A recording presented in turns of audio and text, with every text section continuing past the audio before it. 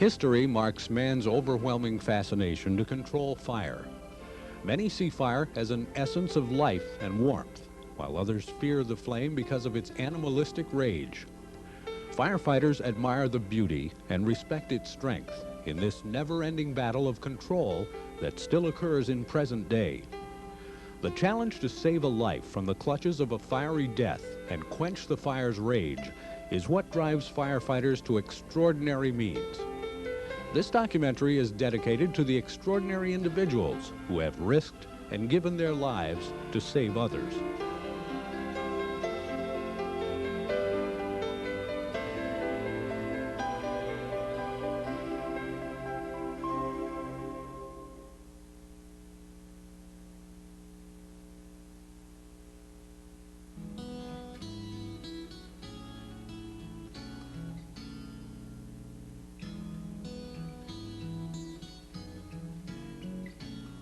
On June 6, 1823, a group of businessmen voted to purchase a hand pumper so that water could be forced through a short length of hose and nozzle to the scene of the fire.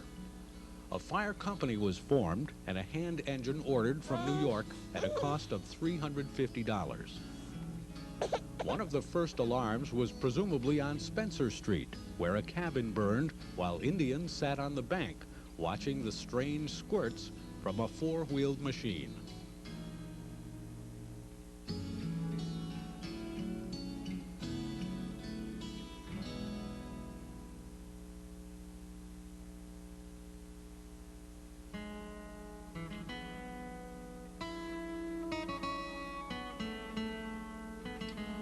It shall be the duty of the lieutenant and sergeant to aid the captain in the discharge of his duties, and in his absence, to officiate in order of his rank in his capacity. Chief B.R. Williams, Chief T.S. Thompson. The two new steamers were built and came to Ithaca via the steamboat Sheldrake on November 10, 1871. The entire department was placed in charge of the companies to which they were assigned. Originally, no horses were available to the fire companies, and members pulled the apparatus by hand. After the trial and error of waiting for mules to draw the steamers to the fires, the members of Company 2 decided to buy a team of horses.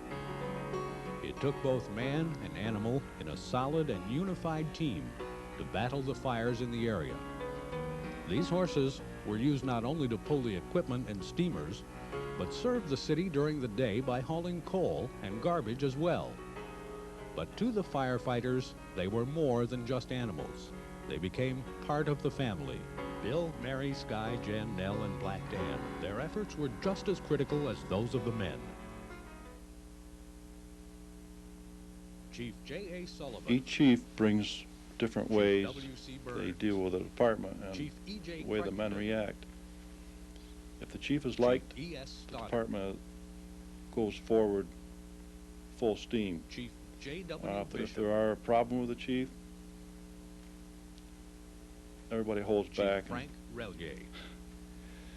They don't perform the way they should, I don't think.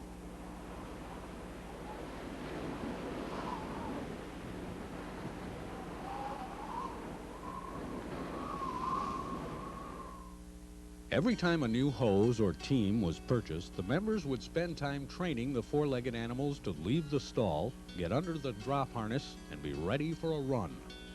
One man would stand by the trip for the stall doors, another by the rope to release the harness, and another with a bar to tap the inside gong so the horses would know what they were expected to jump on.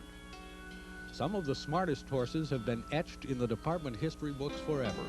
With the change in time came also the change in equipment, and by the early 1900s, the first automobile hose cart was purchased. This being the case, the horses were slowly replaced by technology and fully phased out by the early 1920s.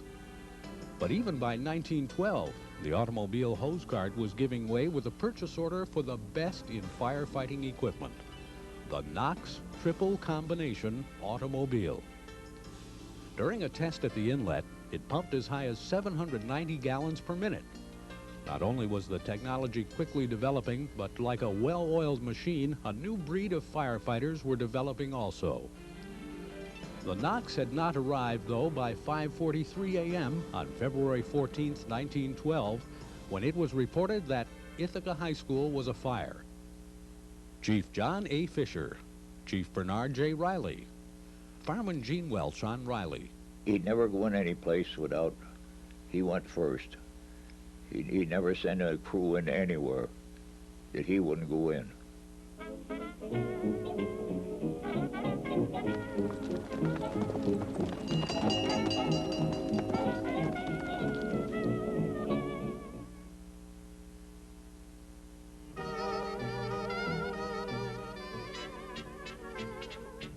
The 1920s roared in, and the only horse-drawn apparatus left in the city was Company 3's hook and ladder. It was probably the heaviest, so it was decided to obtain a motorized vehicle. 1921 saw the two largest fires, Freeman King and the Savings Bank.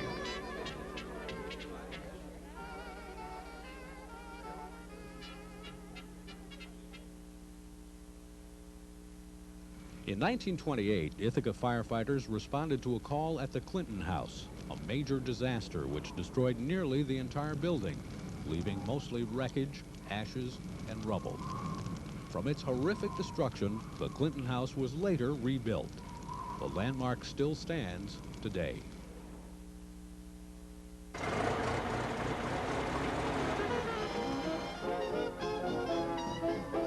But as powerful as the times roared, it too gave way and became just an echo in time.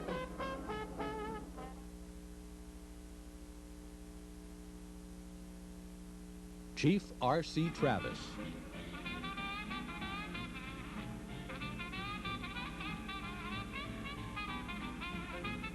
They had number 5's old Knox over there pumping water out of the basement. That was a big thing, big truck. You couldn't crank it. You had to crank it with a switch off. You'd crank it and then go around and turn the switch on. If you had the switch on and try to crank it, it'd kick, so you couldn't. It would kick terrible. So that's the way you used to start it. You'd crank it and go around and turn the switch on and take off with it. And it weighed about 5 tons or more. It was a big thing.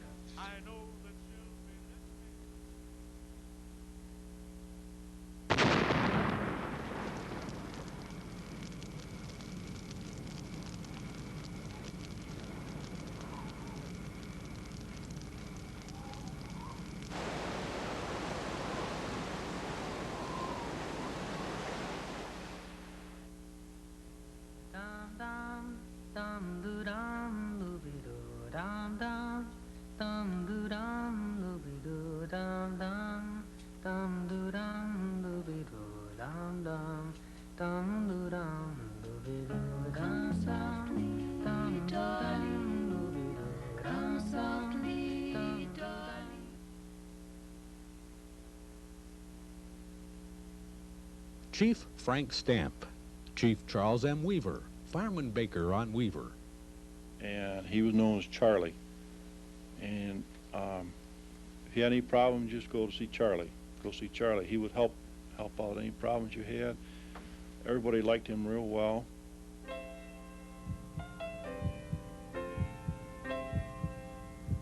The uncertainty of each call, whether day or night, can within seconds expose a firefighter to an emotional roller coaster. At an instant, you could be at the scene of tragedy.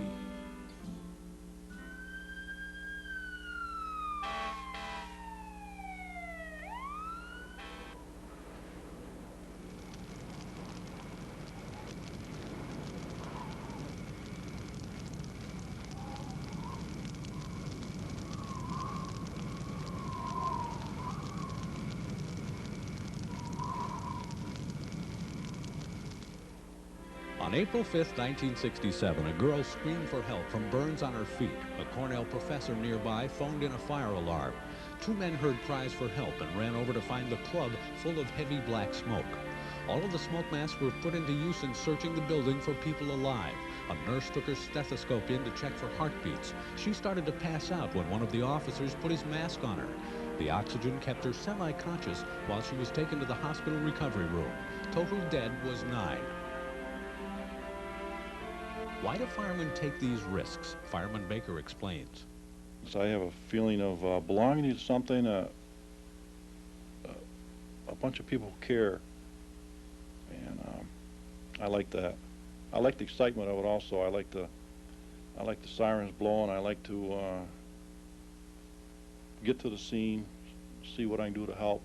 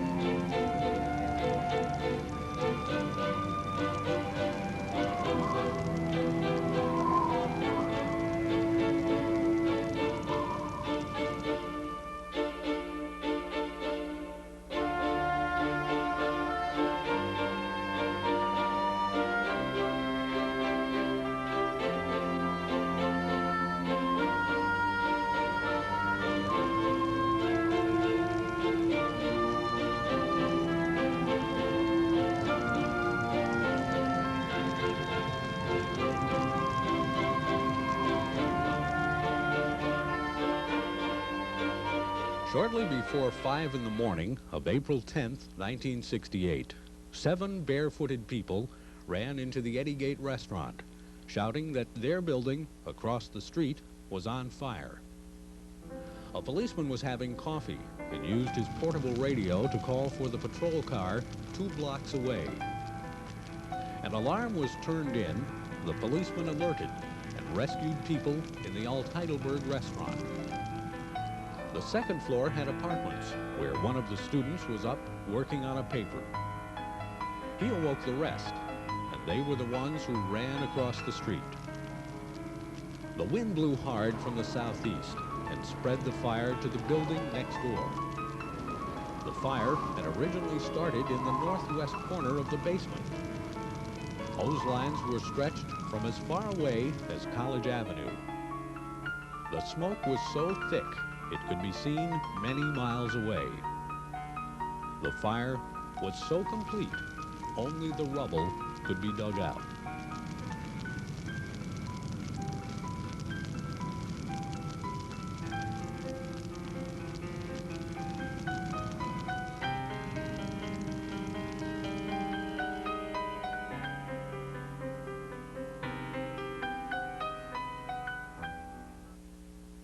A huge blaze engulfed the Ithaca Bowl and Billiard Lounge at 378 Elmira Road. The blaze destroyed the entire structure, and falling debris nearly crushed the department's ladder truck number 3. The fire was estimated to have destroyed between $500,000 and $700,000 worth of the Ithaca Bowl and Billiard Lounge.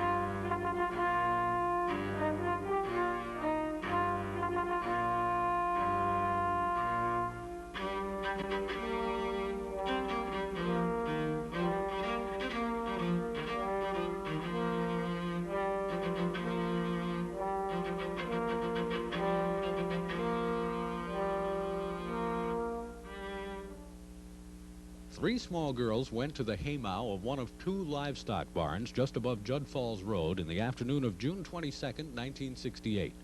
They played with matches, and soon the 2 barns were on fire. The loss was estimated. July the 1st, 1968 was a hot, muggy day, but it was hotter at 723 Cascadilla Street. A gasoline tank truck was filling with gas from the underground storage tank when the truck exploded, sending flames and black smoke straight up in the air. On February 25th, 1969, fire was spotted coming from the rear of the painting company at about 12:45 a.m. when the alarm was turned in. A couple minutes later, the whole place was on fire. A hose line was taken into the front door, but the blaze was more than it could handle. On January 11th, 1970, a fire started, and since there was no wind, the smoke settled all over the city. It was a long battle for the fire department, but when it was over, the rest of the buildings were torn down. The whole block was cleared for new construction. Fire erupted on October 26, 1971, at Schulman's warehouse on 3rd Street at Adams.